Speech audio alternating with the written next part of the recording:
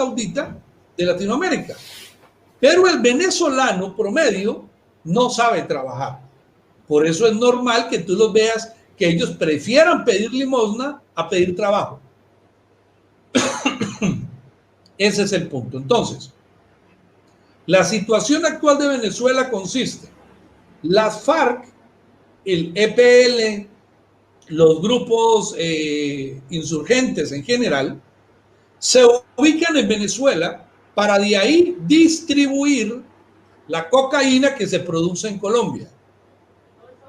En el programa pasado yo te explicaba, de que los alcances de la producción de cocaína en Colombia son exageradamente desproporcionados. Literalmente, de cada 10 toneladas de cocaína que puede existir en el mundo, es muy probable que 8 o 9 de esas toneladas sean de origen colombiano. Totalmente desproporcionado. Ahora mira lo que te voy a expresar, que fue lo que hablamos en el programa pasado. Si un grupo como las FARC o un grupo, por ejemplo, como el ELN, que es el Ejército Nacional de Liberación, sanguinarios impresionantes, todos hacen parte de la misma estructura ideológica, comunismo. Entonces digamos que un político chileno o un político boliviano o un político peruano necesite patrocinio, pues literalmente ellos solo necesitan 1 tonelada de cocaína. Ah. Entonces, si esa tonelada de cocaína está en Estados Unidos, por ejemplo, y te aclaro otro punto, en China también hay cocaína. Si a ti te agarran con unos gramitos de cocaína en China, te matan. Pero ¿de dónde sale la cocaína que rueda en China? Pues obviamente de los políticos chinos. Todos son comunistas. Todo hace parte de la misma negociación. No creas que los verdaderos líderes de las mafias internacionales son tipos escondidos en Sonora, en... No, si eso está claro. Eso es cosa de ver la historia. Si no, hay que olvidar una cosa: el gobierno chino, el gobierno imperial chino, tenía el monopolio sobre el comercio del opio. Exactamente. Después de que los obligaron a abrir el mercado chino en la guerra del opio, porque los países occidentales, Inglaterra específicamente, que tenía un déficit comercial con China, obligó con una guerra a China a comprarle opio a cambio para equilibrar el desbalance de balanza comercial que tenía por la importación de té. Nosotros sabemos de que en el mundo, cuando se trata de este tipo de comercio, efectivamente hay actores involucrados de otro nivel. Estamos hablando a tal punto de que efectivamente incluso agencias de inteligencia de países muy reputados y democráticos han participado de todo esto. Así que no es una novedad. Lo que sí es novedad es de que se haya producido una especie de monopolio, y ahí, por supuesto, los cubanos tienen un tremendo rol. Han tenido un tremendo rol en ir desarticulando, tengo la impresión, los carteles que no tenían bajo control y quedándose ellos para sus carteles o para la gente que está relacionada con ellos, con el mercado. Ha habido una acción de ese tipo. Hubo un momento en la historia en que estuvieron realmente jodidos, que fue cuando los gringos le entraron a Noriega, y fue donde entonces Fidel Castro, para tratar de lavarse las manos, liquidó a los hermanos Ochoa, que eran los que estaban en esa época a cargo del tráfico de droga a través de Cuba, de cocaína, a través de Cuba hacia Estados Unidos. Ochoa, por lo demás, fue el general al mando de las tropas cubanas que estaban en Chile el año 73. Sí. O sea, era uno de los asesores de Allende. La mano derecha de Allende. Así que no, toda esta cuestión tiene una historia que es una historia más larga, y nosotros hemos pasado en Chile, por lo menos, hemos pasado casi 20, 30 años permitiendo de que se permeara todo el sistema con gente dependiente y relacionada con el narcotráfico. Y yo te diría una cosa, Adelante. Mira, antes del punto, perdón que te interrumpa. Johannes, imagínate que tú eres un comunista, Dios no lo quiera. No, tú no. Un X persona es comunista y quiere entrar a ser senador en Chile, o a ser senador en Bolivia, o a ser senador en Perú, o en Venezuela, o en Colombia, porque es así como funciona la figura, en Brasil o en Argentina. ¿Okay? Entonces resulta que, ¿qué hacen estos grupos? El narcotráfico funciona así. Un kilo de cocaína colocado en el mercado internacional puede llegar a los $40,000, de acuerdo al nivel de pureza de lo que estamos hablando. Digamos que estamos llevando máxima pureza, lo que llaman la pureza colombiana, ¿ok? Y tienes $40,000. Y tú necesitas, como narcoterrorista y criminal de lesa humanidad, poner a tus aliados en la política, porque es que el mejor seguro que tiene el narcotráfico es tener a los políticos en el bolsillo. Ese es el seguro. ¿Quién lo enseñó? Pablo Escobar en la década de los 80 en Colombia. ¿Quién lo enseñó incluso? Las mismas mafias italianas en los Estados Unidos, en el periodo de mediados del siglo pasado. ¿Quién lo enseñó? La misma cosa nostra en Italia.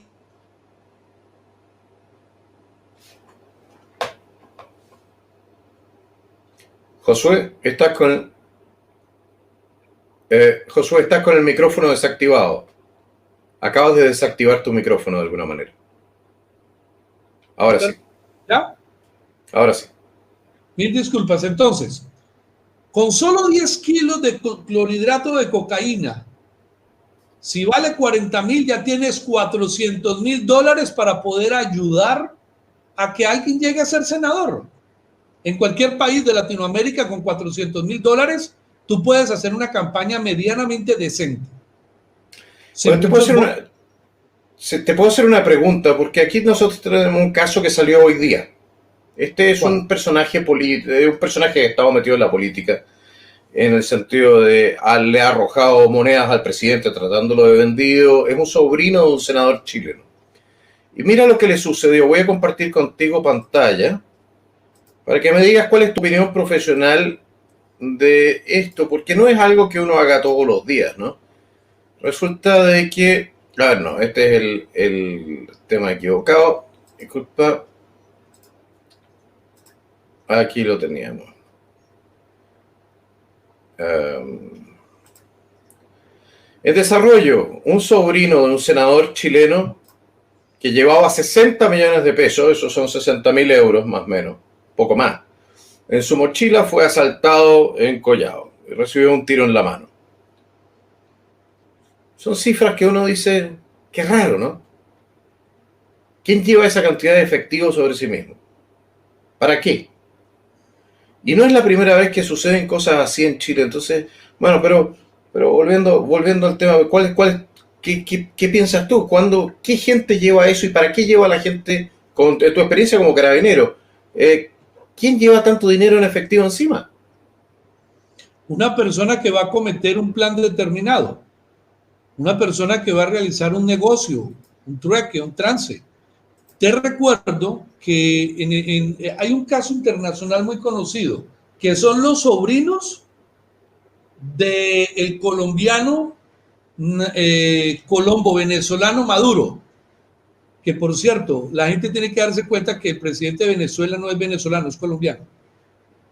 Y cuando estaba Juan Manuel Santos en Colombia de presidente, hicieron de todo para que el pueblo venezolano no tuviera el verdadero registro de nacimiento de este señor Maduro.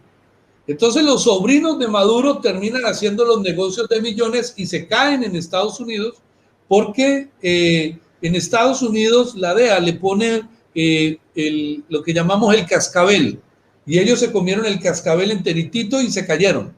Entonces es muy probable que el caso chileno sea exactamente igual. Son chicos que están inmersos en un entorno familiar tóxico y que quieren ganar plata también rápidamente y aprovechan de que sus familiares son políticos que son en cierta manera intocables en caso de que llegue a suceder. Pero si tú me haces la pregunta como me la hiciste, yo te voy a responder como carabinero. La única persona que lleva tanta plata encima es porque va a hacer un negocio torcido, ilegal. Porque cuando tú vas a hacer un negocio ilegal, tú haces una transferencia bancaria. Cuando tú vas a comprar un auto, una casa, una propiedad, tú quieres tener un respaldo en papel, quieres tener todas tus cosas en orden. Mira, el mínimo que uno podría decir cuando uno quiere hacer Ahora, yo no soy partidario de prohibir las grandes transacciones en efectivo. Creo que el Estado muchas cosas no le debiese interesar. Pero simplemente es curioso que una persona del entorno de un senador de la República, senador Navarro, que por lo demás es autodeclarado soldado de Maduro, senador de un partido de izquierda, entonces en Chile, que ha sido uno de los grandes impulsores también retóricamente de lo que ha sido el violentismo que hemos sufrido en los últimos años. Entonces, a uno le queda como un poco, uno dice, no, sí, en serio, sí, como mucha casualidad. Pero como yo no tengo pruebas de que ahí haya nada ilegal, entonces yo de momento no voy a... Pregunto nomás, dejo la cosa ahí votando. Vamos por puntos. ¿Dónde está la ilegalidad? Como policía te lo voy a decir. Esa persona tiene que declarar el origen del dinero. Eso de todas maneras. Primer punto. Segundo punto del procedimiento. Obviamente yo no conozco bien el código de procedimiento de policía o el código penal en tu país, pero más o menos en Latinoamérica es igual. Pero yo creo que el primer paso, y eso lo viví yo en Colombia con el cuentico de usted no sabe quién soy yo, cuando usted como policía retiene en un procedimiento a una de estas personas, ellos dicen, a mí me lo decían muchas veces, usted no sabe quién soy yo les decía, pues por eso lo estoy deteniendo, pásame su documento. Que no sé qué, que yo soy el hijo de el senador, yo lo felicito, su padre es el senador, usted no, ¿me entiende?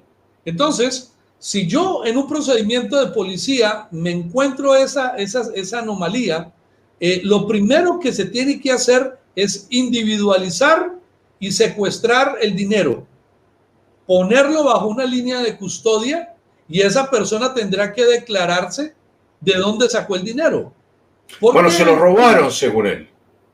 Bueno, una persona puede decir que me robaron, pero ¿qué pasa? ¿Cuánto cuesta un kilo de cocaína? ¿Cuánto cuesta en Chile? Ojo, el punto. Estamos en el sentido común. ¿Cuánto cuesta en Chile transportar un kilo de cocaína? Divida eso entre los 60 millones.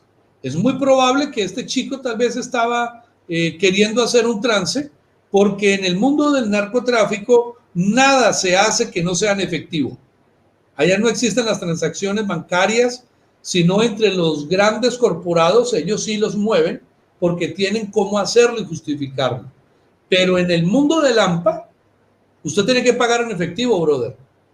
Llegas, pruebas, te lo llevas. Entonces, que un pelado que tiene nexos familiares con un político, que tiene nexos con grupos venezolanos, obviamente, Johannes, y eso te lo puedo certificar como anticomunista, todos los que estén relacionados con gobiernos venezolanos tienen que ver con narcotráfico. Todos. Aquí ninguno se puede venir a decir que es que el gobierno venezolano está financiando el crecimiento, la lluvia socialista que vendrá sobre América. Acuérdate que eso lo dijeron públicamente Maduro y Diosdado Cabello hace año y medio. Sí, el huracán o la brisa. Primero la brisa bolivariana y ahora ya el huracán. Exacto. Eso que ellos llaman brisa es cocaína. Y todo se tiene con cocaína. Cayó Bolivia. Entre otras cosas, como nos explicaste, por la incapacidad de la gente que estaba en el gobierno de ponerse de acuerdo y hacer un trabajo concreto, y por eso volvió el MAS al gobierno. Ahora cayó Perú. Cuéntanos un poco de Perú. ¿Qué es lo que pasó en Perú? Bueno, Bueno, vamos al caso boliviano y vamos a entender el caso peruano. Mire, el caso boliviano, yo no creo que haya habido un proceso democrático.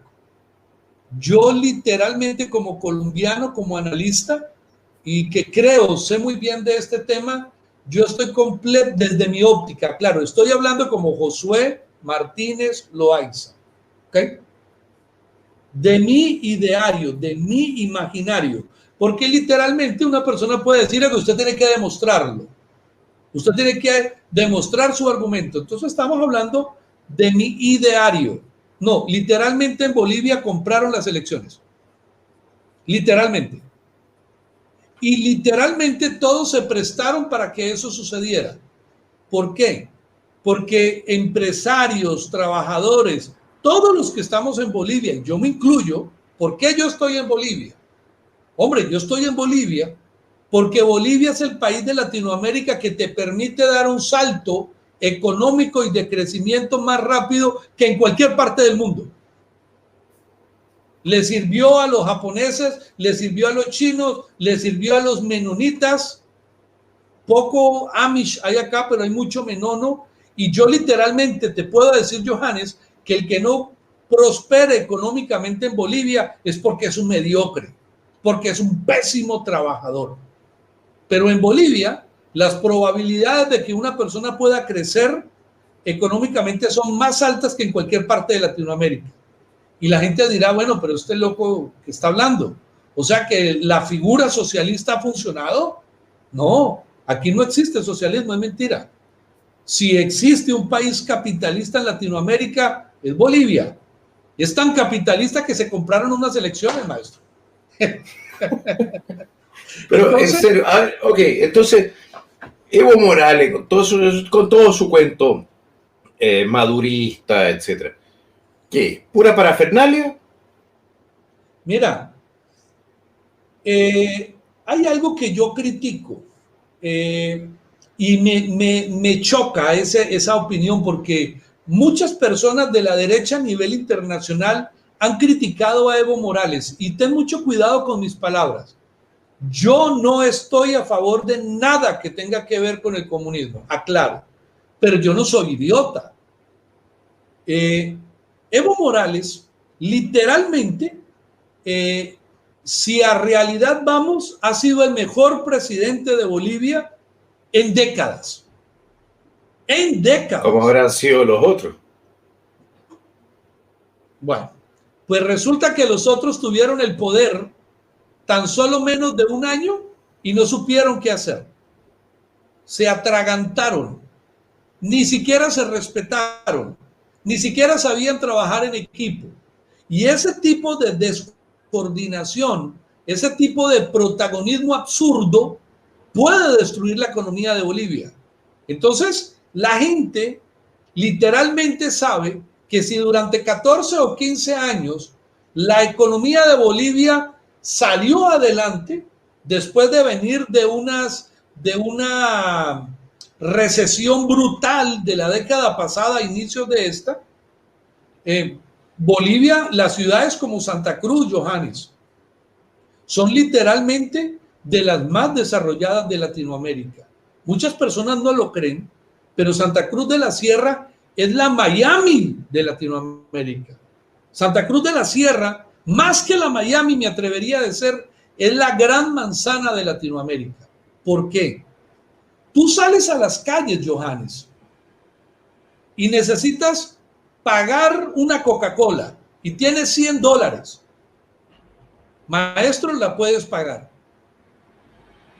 Te montas en un taxi. ¿Está dolarizada la economía? No, para nada. Pero aquí todo el mundo tiene dólares. Aquí tener dólares o tener bolivianos, perfecto.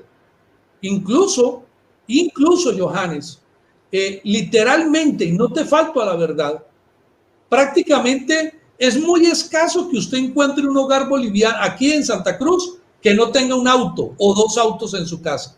Te estoy hablando de la clase media hacia arriba, pueden tener 2 o 3 autos. Y personas pobres, literalmente lo que llamamos nosotros personas pobres, realmente aquí no hay pobres. Es falso que existan pobres acá, porque incluso, mira. Ahora estás hablando de Santa Cruz de la Sierra, no estamos hablando del resto de Bolivia. Porque te voy a explicar eso para que lo tengas en el contexto y lo entiendas. Lo que pasa es que Santa Cruz de la Sierra es como si fuera un país dentro de un país. Y eso es gracias a algo que se llama la ley de autonomías. Pero mira el caso. Te hago la siguiente pregunta, antes para entrar al caso de Perú, porque si no lo explico así, las personas no van a entender qué es lo que está pasando en Perú, que es muy similar a lo que sucede en Bolivia. Ojo, ¿qué necesita, Johannes, un chileno, un ciudadano chileno para ser taxista en Chile? Licencia, una licencia especial de taxista. ¿Cuánto cuesta? No es barata. En dólares. Uy, no sé, pero son a ver, no me acuerdo exactamente, creo que tienen que ser unos $15,000. Más o menos. Si no me equivoco, porque tengo Bueno, el carro que él tiene que utilizar de taxista tiene que ser un carro especial, no es cualquier carro, ¿cierto? No, en Chile puedes utilizar, creo que cualquier tipo de auto con cierto tipo de especificaciones mínimas. ¿Cómo cuáles? Ah, bueno, ahí me estás preguntando más de lo que yo sé. Eso es la verdad. Sé que tiene que ser un sedán 4 puertas. Digamos, yo que gloria a Dios tengo el placer, el honor y el gusto de conocer Chile. Los taxis en Chile no son cualquier taxi. Vamos a tomar a Santiago de Chile, ¿ok? Ubicámonos en el metro. Santiago de Chile. Los taxis, el parque automotor en Santiago de Chile es muy moderno. Es muy bueno. Para tú ser taxista en Santiago de Chile, literalmente tienes que cumplir unos requisitos que si los traducimos en dólares, entre la comprada del auto, los documentos, los seguros, tu radioteléfono o si hicieras Uber, usted debería tener un patrimonio por encima de los $30,000 entre el carro, entre los documentos y entre el soporte para mantener tu trabajo, más o menos. En Bogotá, un ciudadano colombiano debe de tener un auto nuevo, porque no te aceptan autos de segunda, tiene que ser nuevo. Segundo, tiene que ser pintado de amarillo, estamos hablando de Bogotá. Tercero, tienes que tener 5 permisos, 5 seguros, que si yo sumo todos los seguros, más usted tiene que pertenecer a un gremio taxista. Tiene que pagar para estar en el gremio. Si yo sumo todos, son más o menos 35, $40,000. Ahora, tú tienes un autito Toyotica, porque aquí hay mucho Toyota, así sea viejo, así sea amarrado con alambre las puertas, te vas a la policía, pagas más o menos 200 pesos, que no son ni $30, y ya eres taxista. Punto. Ya. Puedes salir a trabajar y ya estás generando dinero. Sucede. En Bolivia existe una libertad económica impresionante. Libertad económica. Que si usted quiere poner en su esquina una venta de hamburguesas con soda, nadie viene a pedirte nada. Usted literalmente no hay sanidad, no hay nadie, no hay nada. La alcaldía o las alcaldías de Bolivia literalmente pueden ir y medianamente controlar, pero en Bolivia se permite la libertad de mercado. Quiere decir... A ver, pero ahora explícame lo siguiente, porque alguien me tiene que explicar esto. Por un lado tú tienes el discurso de Evo, que el socialismo, y que la igualdad, y que el socialismo, y por otro lado tú tienes entonces la realidad boliviana. Eso lo que tú me estás diciendo es como una cuestión, es como comunismo opereta, o sea, somos comunistas en el gobierno por el resto del país que sea lo que quiera. Sí. Va por ahí la cosa. Tú puedes decir, en el caso boliviano, tú puedes decir, yo soy socialista, yo soy comunista. Obviamente ellos no dicen comunistas, ellos dicen yo soy de izquierda, el masismo, todo esto, pero no, la verdad es que en el momento en que el político le dañe el bolsillo al boliviano, hasta ese momento fuiste político, maestro. Por ahí, claro, por ahí va la cosa. El comunista, la verdad es que si nosotros en Chile reaccionásemos de manera similar, hace rato que habríamos sacado a muchos gobiernos del último tiempo, porque pucha que han dañado el bolsillo de mucha gente.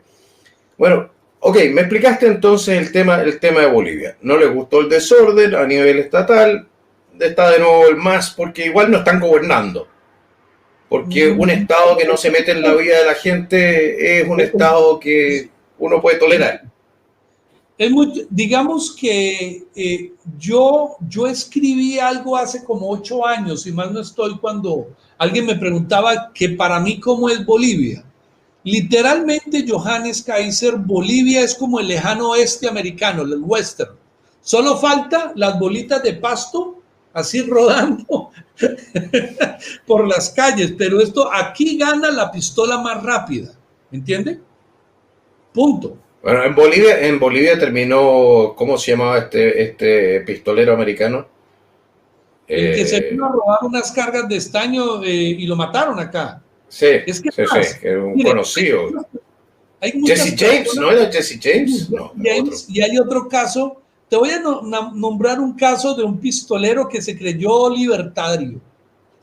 El Che Guevara vino por acá y lo mataron. Literalmente, Johannes. Literalmente, aquí vienen, te matan y te hacen un monumento. O sea, el pueblo boliviano mató al ícono al ícono del comunismo, el Che Guevara, que primero era homofóbico, era racista, era un tipo que estaba, un psiquiátrico, un asesino criminal. Llega a Bolivia y lo mataron. Castro lo mandó a que lo mataran acá, literalmente. Pero en La Paz, Bush Cassidy, bueno, literalmente tú llegas a La Paz y vas a encontrar un monumento al Che Guevara. O sea, es medio caníbal la forma como reaccionan las personas acá. Es medio canibalesca la figura, medio circense. Te matan pero te quieren. Ok, eso es algo muy extraño, muy raro, lo sabemos, Latinoamérica es como es. Explícame de la mano de lo que tú ves entonces en Bolivia. En Bolivia trataron de hacer estas cuarentenas también. Naturalmente la gente entonces no pudo ganar plata y eso no es bueno para el régimen político. No, más ganaron plata. Más ganaron plata. No, que ya, ¿cómo es la cuestión? No, pues miren, esto es increíble lo que te voy a decir. Miren, la libertad económica que se vive en Bolivia, que ese es el éxito boliviano, que muchas personas no lo saben, usted no se logra imaginar la cantidad de contrabando que se movió en las fronteras de Bolivia. Bueno, de Chile de todas maneras, miles de autos que se roban en Chile terminan en Bolivia con patente boliviana y no los devuelven. ¿Por qué? Porque iban a devolver los autos, ¿no? Si nosotros tenemos claro que en parte nosotros contribuimos al bienestar boliviano, no de manera muy no voluntaria, pero bueno, es lo que hay. Por lo demás, hace un par de años atrás yo leí una cifra que me dejó muy impactado, porque resulta que el mayor consumidor de motores de fuera de borda del mundo era Bolivia. Pues con eso hacían porque resulta de que los motores hacen la pasta para la coca, ¿no? Corta, la pasta base. Sí. Exactamente. Entonces el mayor importador de motores. Exactamente. Si el mayor importador de motores de fuera de borda del mundo es Bolivia. Si le pusiesen un embargo de motores de fuera de borda a Bolivia, probablemente que caería la producción de coca en el mundo en 30-40%. Mira, yo te voy a decir algo que muchas personas no saben, y lo voy a decir con un profundo respeto y una gran admiración. Muchas personas, de manera ofensiva, no estoy de acuerdo con eso. Yo, como hombre conservador que soy, yo siempre he creído que uno tiene que ser muy respetuoso del origen de todo. Pero la gente se refiere muy mal a los collas, que el término colla también para Chile no es ajeno. Es el nombre de una etnia originaria. No, el boliviano andino es un tipo y una mujer muy trabajadores. Muy trabajadores. Son tan trabajadores, tan bravos, que como tú mismo lo dices, si hay 10 carros en la frontera chilena y se los pueden echar al hombro, se los echan. Y los convierten en plata, maestro. O sea, El boliviano, el ciudadano boliviano, y hablo de las dos, porque hay dos bolivianos, el altiplano y el selvático, el oriental. No, el boliviano es impresionante. Esta gente se rebusca la plata como sea. Vuelvo y le repito. Aquí no importa qué tanto hables tú de política. El éxito político radica en que tú le asegures la estabilidad económica a la gente. A la gente no le importa tu discurso político. Le interesa de que se genere dividendos, de que haya riqueza. O sea, es raro, pero ellos dicen ser comunistas, pero proceden como capitalistas, como si fueran un gobierno de la derecha. Es lo que yo llamo travestismo ideológico, Johannes. Eso es como los chinos. Sí, sí. Están haciendo el método chino. Ahora yo me preocupo, porque la verdad me pregunto por qué no lo hacen en Venezuela también. Pero ese es otro cuento. Le tendríamos mucho menos miedo al fenómeno si lo que estuviesen ofreciendo los comunistas fuese anarcocapitalismo. Oye, Josué, ok, ahora explícame, por favor, ¿qué pasa en Perú entonces? Porque tú me decías que lo que había pasado en Bolivia nos explica lo que pasa en Perú. Sí, el caso. Ahora ya nos entendimos de que el proceso es una libertad económica. ¿Listo? Que definitivamente debería ser el ideario de cualquier partido conservadorista en el mundo. La libertad y el derecho a la propiedad privada es fundamental dentro de un derecho conservadorista. ¿Qué sucede en Perú? Bueno, en Perú tú tienes que mezclar que el Alto Perú, como tal, no empieza en Perú, empieza en el Alto Bolivia. Bueno, que se llamaba Alto Perú. Alto Perú. Y tú te vas, y si tú pasas el Desaguadero y vas hacia Perú, la parte alta, altiplano, tú puedes parar a un peruano y puedes parar a un boliviano. No sabes cuál es cuál. Si tú paras... Es la misma nación. Sí, es una misma nación. Entonces, ¿qué sucede? El peruano, y yo creo que hay ciudadanos peruanos que van a ver este programa, pero no se vayan a sentir ofendidos por lo que voy a decir. Si los chinos son las cucarachas de Asia, los peruanos son las cucarachas de Latinoamérica más. ¿Me entiende? Están metidos en todo, en absolutamente todo. En Perú, porque lo conozco a la perfección, el nivel comercial es brutal. Ellos mueven comercio impresionante. ¿Qué sucede con el presidente anterior, al que le dieron un golpe de Estado brutal? Vizcarra. Pues, sí, señor. ¿Usted sabía cuál es la corriente de él? ¿La corriente política de él? Creo que Vizcarra iba en la línea de Sebastián Piñera. Socialista. Izquierda. Por eso digo. Pero el caso de Piñera, vamos a utilizar términos claros porque no siento temor al decirlo, porque creo que como ciudadanos lo último que nos queda en derechos es la libertad de expresión y de opinión. Igual a mí me han metido preso por opinión y me han hecho persecución por opinión, pero la verdad creo que mi comentario no va a ser tóxico, pero el señor Piñera es el vivo ejemplo del travesti ideológico latinoamericano. Es vergonzoso. Respeto la imagen presidencial del señor Piñera como tal, pero si nosotros lo fuésemos a estudiar con lupa, es un travesti ideológico. La gente cree que los comunistas son gente pobre que huelen a perro mojado y que fuman marihuana. No, están completamente equivocados.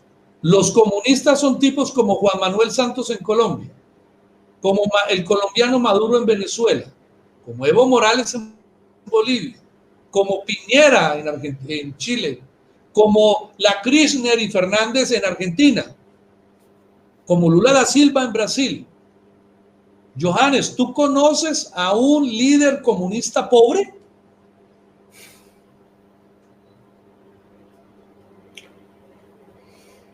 No, la verdad es que hasta el momento no he tenido el placer de encontrarme a un comunista realmente pobre. Bueno, por lo menos no un líder. Cuando tú miras los gobiernos donde hay presidentes de carácter comunista y tú analizas el crecimiento del consumo de cocaína y de alucinógenos per cápita, ¿qué pasa?